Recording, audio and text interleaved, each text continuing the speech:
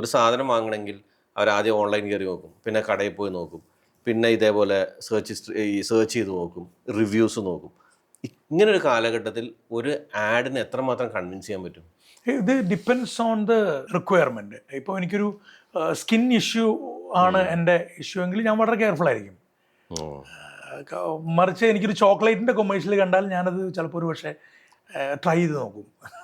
അല്ല, ഒരു എക്സാമ്പിൾ പറഞ്ഞാൽ എനിക്ക് ഇപ്പോൾ എന്നെ ഇപ്പം ഞാൻ പറയട്ടോ, ഹോസ്പിറ്റൽസ് അല്ലെങ്കിൽ ഡോക്ടേഴ്സ് അല്ലെങ്കിൽ ഏതെങ്കിലും രോഗവുമായി ബന്ധപ്പെട്ട കാര്യങ്ങൾ അല്ലെങ്കിൽ അതുമായിട്ട് ബന്ധപ്പെട്ട ട്രീറ്റ്മെൻറ്റുമായിട്ട് ബന്ധപ്പെട്ട കാര്യങ്ങൾ, ഈ മുടി വളരാൻ വേണ്ടി ശ്രമിക്കുന്ന കാര്യങ്ങൾ, ഇതിലൊക്കെ മനുഷ്യൻ്റെ ഒരു കൺസ്യൂമർ സൈക്കോളജി ഉണ്ടല്ലോ. മലയാളിയെ ഏറ്റവും കൂടുതൽ പറ്റിച്ചുകൊണ്ടിരിക്കുന്നത് അങ്ങനെയാണ്. ഒരു കാര്യം ആലോചിച്ചോളൂ, ഇത് എഫക്റ്റീവ് അല്ലെങ്കിൽ മുൻപുള്ളത് പോലെയാണോ പരസ്യമുള്ളത്? മുൻപുള്ളത് പോലെ അല്ലല്ലോ. ഇപ്പൊ ഈ പറയുന്ന പ്ലാറ്റ്ഫോമുകൾക്ക് പരസ്യങ്ങൾ കൂടുന്നു, അല്ലെങ്കിൽ പരസ്യങ്ങൾ ഉണ്ടെന്ന് അനീഷ് പറയുന്നു, എനിക്കറിയാം പരസ്യങ്ങൾ കൂടുന്നു. അപ്പോൾ ഇത് എഫക്റ്റീവാണ്. അപ്പം ജനങ്ങൾ കൂടുതൽ അവെയർ ആണെന്ന് അനീഷ് പറഞ്ഞു. അതെ, അവയർനെസ് ഉണ്ട്.